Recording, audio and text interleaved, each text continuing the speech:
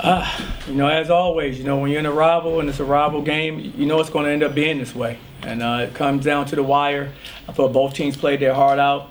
And I'm just glad we just made, one more play at the end than they did.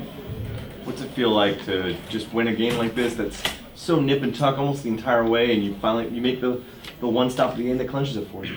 I thought both plays down the stretch of the game were big for this team. The play Dazon made, because that's who Dazon is. Getting to the basket and making that play and knocking down those free throws was big. And of course, getting that final stop. To win any big game, those are things that you're going to have to do. And I thought guys stepped up and made those plays for us. Brandon and Colin mentioned that this type of win against the 2 in a row now in conference, gets the team's groove back. Do you sense that? No, I believe in the fact that when you win games like that, it definitely helps you confidence-wise. Guys starting to see that you can win, and because you can talk about it all you want, but until you do it, it's just talk.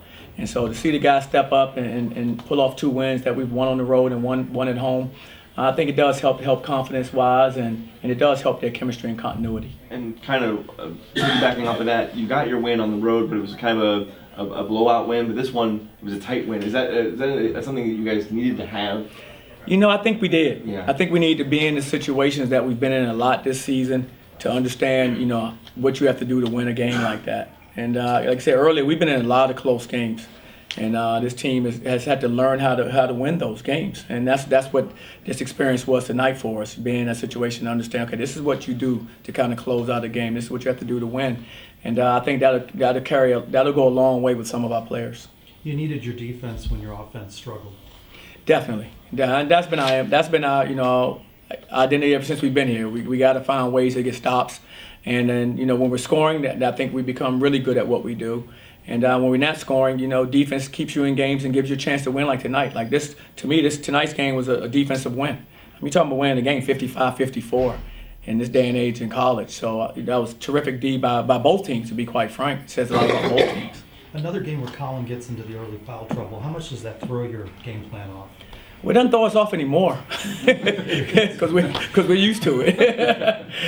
Colin, we know. No, we need Colin out there. We know who he is.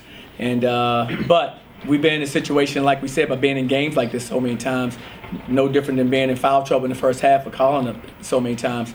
I think our guys are, understanding their roles and understanding what they need to do, in his absence. And I thought Avery and Ibrahim gave us some good minutes, and they were able to kind of, hold it together until we get to halftime and get Colin back. What does Colin need to do not to get himself in that early foul trouble? Like I said, he needs to understand his value. When you understand your value as a player, you don't put yourselves in position to pick up, fouls after you've picked up one. And so he picked up one foul. At that point, you have a heightened, alert of, I cannot pick up this next foul no matter what. And he hadn't quite got over that yet. This one was a little bit different. It was one of those plays that was the young man's ball dribbling at him. Ball was just kind of losing out of bounds, and there's some contact. Some of that you're not going to be doing anything about because he's no longer playing like the 4 or anything. He's our center now, so he's kind of around those plays with other centers, so there's a lot more contact for him. I think that's what he's learning now. Like Taco absorbed all that contact in years past, or Chad. Now he's having to absorb all that. So unlike a perimeter guy who can kind of hands off some guys and I'm away from some plays so I can stay safe, it's hard for him to stay safe because a lot of the action is coming towards him all the time, and so he has to make some decisions that a little quicker than most perimeter players. But he'll get better from it. I think this game, there's some good film on it. We have some good film from some previous games. I think that he will improve. I don't foresee that being, something that's going to happen for us all season with Colin. Did you ever consider bringing him back in the first half, or you just wanted to ride it out? No. I told him when he came out, stay ready because you're more than likely going to put you back in the game. And I just decided not to because we were able to it was a 2-point game, either way, pretty much the whole first half. So I decided to leave him out safer and not pick up his third. But if I felt funny about it, or I didn't like the rhythm we were in offensively, or something was going wrong defensively, I don't have a problem sticking a veteran player back in the game, someone who's as old as Colin is. USF went up by 5 with about 2 minutes left on their 3. What did you see from your guys during that timeout? There's a lot of seniors there, but did you kind of like what you were seeing in their eyes at that time? I really did. I can just think about what Matt said. Matt was just so confident. He was like, guys, we're all right.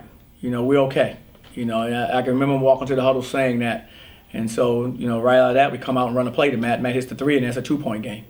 And so, you know, I thought Matt was really good with leadership during that moment of just how confident he was about, okay, they made their run. You know, we still have time. And so I was really, really happy to see him do that. And Dazon has worked his way up to the mid-70s in free throw shooting, but when it counted, he hits 3 out of 4 late. Those were big points for him. Definitely, and that's who Dazon is. I mean, you know, getting to the basket, he's a strong, explosive player. He gets in the paint and can make plays for himself or his teammates. And I thought he was great down the stretch. And we went to him late. You know, we called his number, and you know, he came through for us. He got to the basket, he got fouled, and made 2 big free throws. And that's who he is. And I think he's learning to grow into this role for us as well. I mean, it's a new position for him on this team.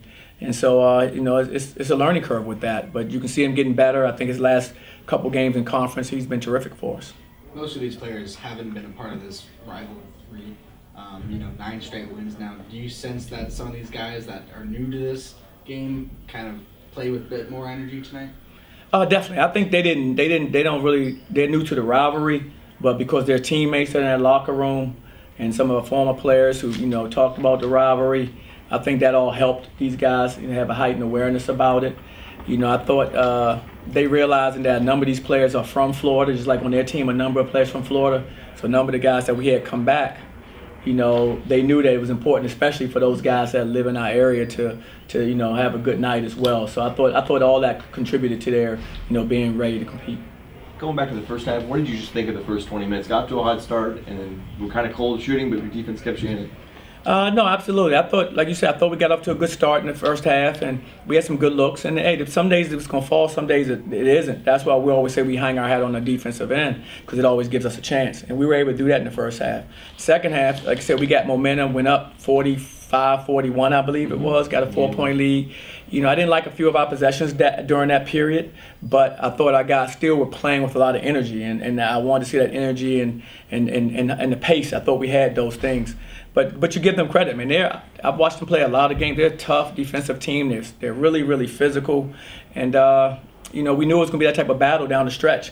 And our guys, I thought, executed well. And, you know, they forced a lot of turnovers, a lot of steals. In the first half, you had turnovers, 7 in the second half. But it seemed like you were just better overall handling the ball as a team in the second half. Yeah, we were better in the second half. We had a few unforced turnovers down the stretch in the second half, you know, but that we have to clean up. But I thought we took more of a concerted effort to take care of the basketball. I challenged them at halftime when we had 10 turns to, you know, hey, we had to make sure we take care of this ball a little bit better than that, and I thought they did for the most part.